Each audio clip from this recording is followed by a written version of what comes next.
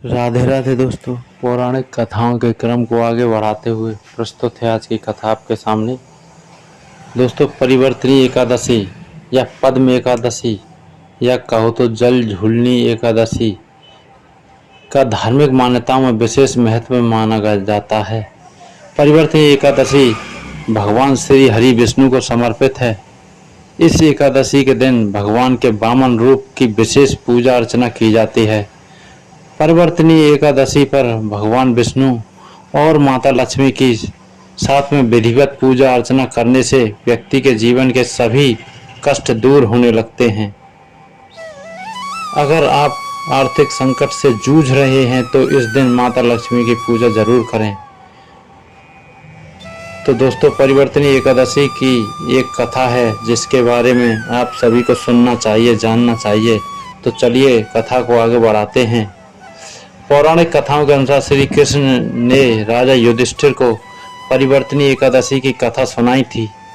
श्री कृष्ण कहने लगे कि हे राजन, अब आप सब पापों को नष्ट करने वाली कथा का श्रवण करें। त्रेता युग में बलि नामक एक दैत्य था। वह मेरा परम भक्त था।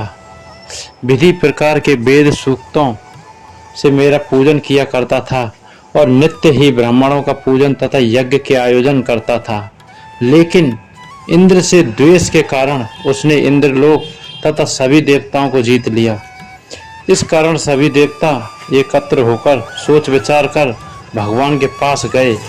बृहस्पति सहित इंद्रादिक देवता प्रभु के निकट जाकर नतमस्तक होकर वेद मंत्रों द्वारा भगवान का पूजन और स्तुति करने लगे।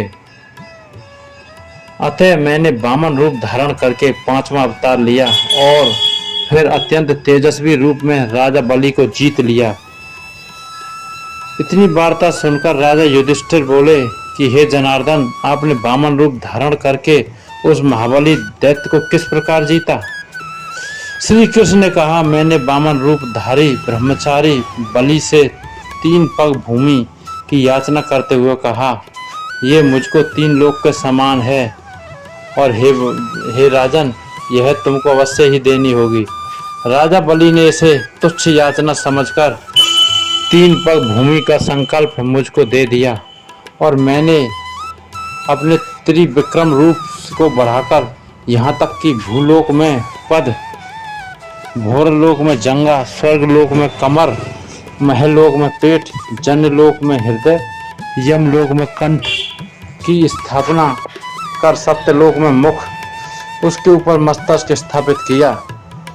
सूर्य चंद्रमा आदि सब ग्रह योग नक्षत्र इंद्रादिक देवता और शेष आदि सब नाग गणों ने विविध प्रकार के वेद सूक्तों से प्रार्थना की। तब मैंने राजा बलि का हाथ पकड़कर कहा कि हे राजन, एक पद से पृथ्वी, दूसरे से स्वर्गलोक पूर्ण हो गए, अब तीसरा पग कहाँ रखूं? तब बलि ने अपना सिर झुका लिया और मैंने अपना पैर उसके मस्तक पर रख दिया, जिससे मेरा वह भक्त पाताल को चला गया। फिर उसने विनती और नम्रता को देखकर मैंने कहा कि हे बलि, मैं सदैव तुम्हारे निकट ही रहूंगा। विरोचन पुत्र बलि से कहने पर भाद्रपद शुक्ल एकादशी के दिन बलि के आश्रम पर मेरी मूर्ति स्थापित हुई। इसी प्रकार दूसरी क्षीर सागर में शेषनाग के पृष्ठ पर हुई।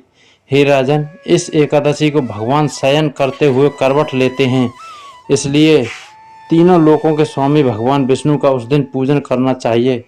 इस दिन तांबा, चांदी, चावल और दही का दान करना उचित है। रात्रि को जागरण अवश्य करना चाहिए। जो विधि पूर्वक इस एकादशी का व्रत करते हैं वे सब पापों से मुक्त होकर स्वर्ग में जाकर चंद्रमा के समान प्रकाशित होते हैं और यश पाते हैं। जो पापनाशक इस कथा को पढ़ते या सुनते हैं उनको 1000 अश्वमेध यज्ञ का फल प्राप्त होता है। तो दोस्तों, आप ये व्रत करें या ना करें, लेकिन कथा को सुनें या पढ़ें अवश्य, जिससे आपको 1000 अश्वमेध यज्ञों का फल प्राप्त हो। कथा अगर अच्छी लगी हो तो लाइक, शेयर, सब्सक्राइब करें। जय जय श्री राधे दोस्तों।